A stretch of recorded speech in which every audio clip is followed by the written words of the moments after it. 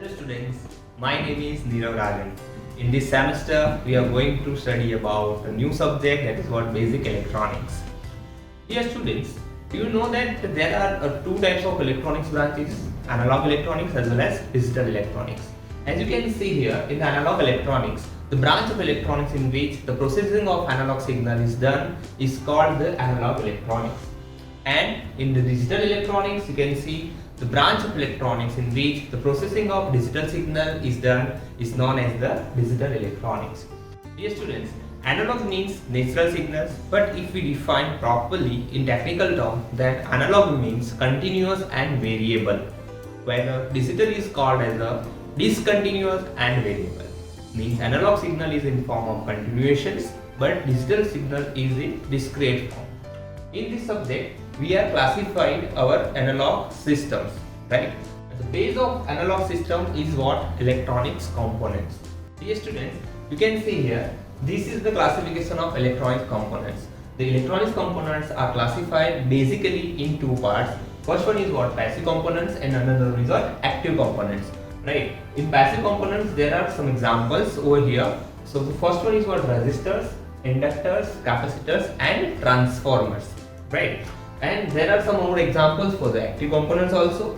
So at here we have active components examples like voltage source, current source, all type of diodes and all type of transistors.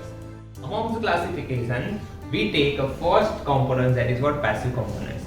This is the definition of passive components. You can see passive components can neither generate the power or nor deliver the power and cannot process the signals. Means ये passive components कभी भी अपना power generate नहीं कर सकते और ना ही किसी और डिवाइस और कंपोनेंट्स को अपना पावर दे सकते हैं।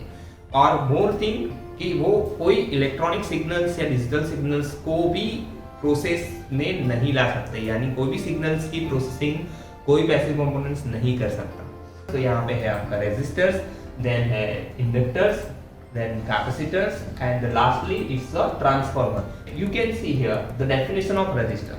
The resistor is an electrical device which opposes the flow of electrical current through it.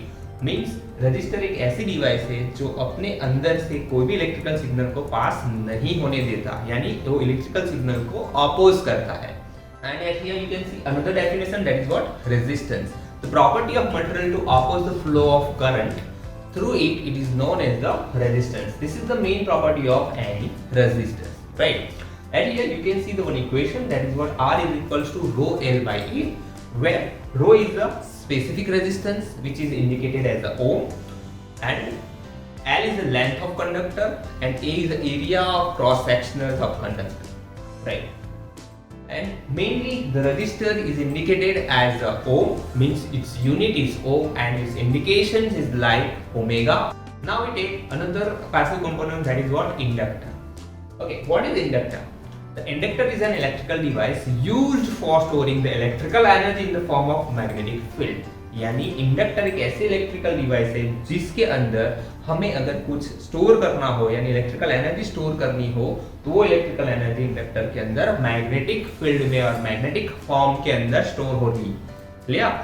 So eight here you can see the equations. L is equals to N phi by L, right? And the symbol of inductor is like this. It's a one type of coil. Basically inductor is made up of what? Wired coil, right? Wherever the coil having air, means in between the coil there is air, then its inductor is called as a air core inductor. And whenever the metal or iron is in between the coil, at that time we can say the inductor is called as a iron core inductor. Okay, inductor's unit is Henry and it is denoted by the capital H. Now we take another passive component, that is what? Capacitor, and this is the definition of capacitor. The capacitor is an electrical device in which the insulating material is placed between the two conducting plates, then it's called or then it's formed as a capacitor. यानी कि capacitor के अंदर दो metallic plates होती है और उसके बीच में हमें एक डाइलेक्ट्रिक मटेरियल रखना होता है, राइट? तो वो dielectric material is a kind of insulating material. तो वो उसके बाद जो स्ट्रक्चर जनरेट होगा वो कहलाएगा capacitor. And here you can see the equation of capacitor, that is what C is equals to Q by V, and this is the symbol. And here you can see there are two plates, and between these two plates there are air, or we can place some insulating material. So this is the symbol of capacitor. The capacitor's unit is farad and it is indicated as a capital C.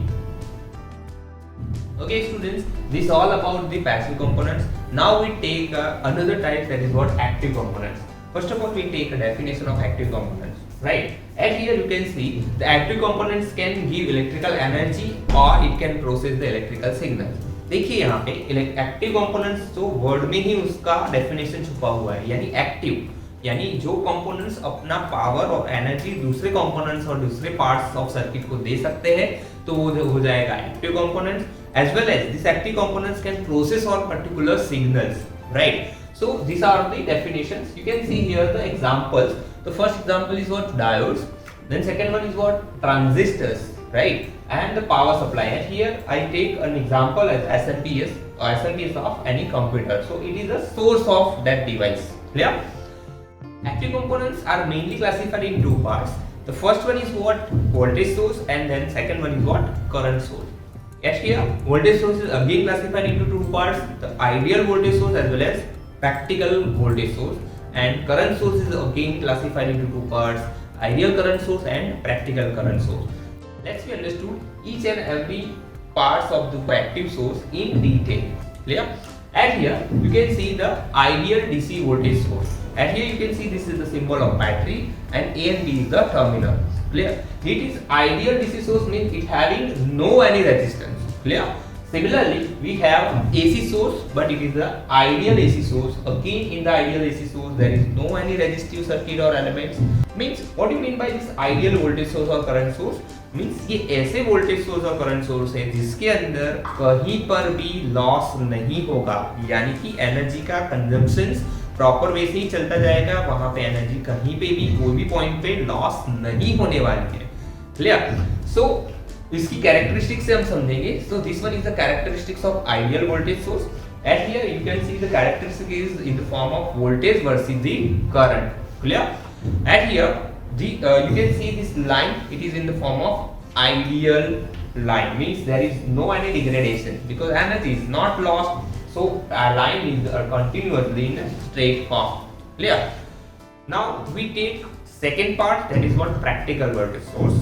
Practical voltage source we are having again two parts: practical DC voltage source as well as their practical AC voltage source. Right? And here you can see in practical DC voltage source there is one resistor over there. Similarly, into the practical AC voltage source there is again one resistors at here. So this resistor indicates that some of energies are opposed, means some of energies are lost. So this one is possible, or this is the only real circuit. Means ideal voltage source or ideal current source or ideal DC voltage source, ideal DC current source are not possible because it's just ideal or it's just assumption. But practically some energy must be lost. And here you can see the characteristics of practical voltage source. See, again it is in the form of terminal voltage versus load current, and here this dotted line is indicated as a ideal line, मतलब ये standard line नहीं है. तो हमारी जो practical line जो है वो क्या होगी, थोड़ी सी डिग्रेड होती जाएगी, यानी कि जब सब पहले हमने वोल्टेज दिया था वो वहां से धीरे धीरे वो डिग्रेड होती जाएगी. ये students, now we take another part, that is what? Current source. Current source having again ideal current source as well as practical current source. And here you can see the ideal DC current source as well as ideal AC current source. Okay, and this is the characteristic of ideal current source. And here the current versus load impedance. This is the characteristics of ideal current source. And here this straight line is indicate that this is the ideal current source, means there is no any loss of current in the ideal current source. Now here you can see this is the practical DC current source as well as the practical AC current source. And here the characteristic of current source is indicated over here, that is what? Current versus load impedance. And this dotted line is indicated as the ideal characteristics of the current source, as well as this slanted line is indicated as the actual characteristic of the current source. Means actual means practical current source. तो जहाँ से भी शुरू होता है हमारा current, तो वो after some times it will be degraded, means वहाँ पे थोड़ी एनर्जी तो लॉस होनी ही है, right. So practical current source is again possible, but ideal current source is not possible. Clear students. तो यहाँ पे आई थिंक आपको थोड़ा बहुत इलेक्ट्रॉनिक्स कंपोनेंट्स का आइडिया आ गया होगा. बेसिक कंपोनेंट्स जो है हमने यहाँ पे देखे थे और बेसिक क्लासिफिकेशन हमने कंपोनेंट्स का देखा है. अब उसके बाद धीरे धीरे हम उसकी एनालॉग टर्मिनोलॉजी के बारे में समझेंगे into the next sessions. Okay students, this is for today. Now we will meet in next sessions. Till then, be curious and keep learning.